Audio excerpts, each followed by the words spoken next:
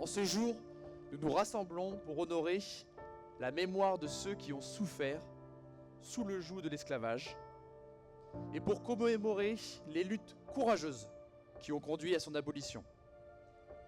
Aujourd'hui, nous rendons hommage à tous ceux qui ont lutté pour la liberté, à ceux qui ont résisté à l'oppression et à ceux qui ont osé défier les structures de pouvoir injustes. De 1594, date de la première expédition de traite partie d'un port français, à 1848, date de l'abolition définitive de l'esclavage par le décret qui vient d'être lu, 4 millions de femmes, d'hommes, d'enfants ont été maintenus en servitude par la France.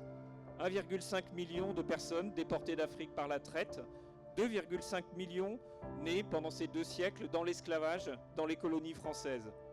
Le dire, le reconnaître, a dit le Premier ministre, ce n'est pas s'affaiblir. Au contraire, c'est se grandir. Aujourd'hui, la France se grandit en reconnaissant cette page de son histoire. Une histoire qui est celle d'un crime contre l'humanité, mais qui est aussi celle des combattants qui s'y sont opposés. Parmi eux, Victor Schœlcher. Il m'apparaît difficile de ne pas évoquer en effet le nom de Victor Schœlcher. Celui-ci résonne avec force dans notre histoire, symbole de détermination, de courage et de justice. S'il n'était pas à l'origine un enfant de la ville de Houille, nul doute qu'il le soit devenu durant les dernières années de sa vie, dont une partie majeure a été consacrée à la cause de l'abolition de l'esclavage et à la lutte contre l'oppression et l'injustice. C'est en partie grâce à son fervent plaidoyer et à sa détermination sans faille que la France a finalement aboli l'esclavage en 1848. À un moment de notre histoire où les nations s'élevaient pour libérer les peuples. Houille est reconnaissante de ces batailles menées et honorée d'avoir accueilli ce grand homme lors des derniers moments de sa vie. Ainsi, notre ville n'est pas qu'une simple ville. Elle s'érige en symbole vivant de la lutte contre l'oppression et l'injustice.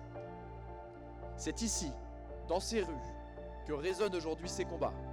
C'est ici, à travers chaque Auvillois, que perdure ce digne héritage, rappelant à tous l'importance de se lever pour la justice et la dignité humaine.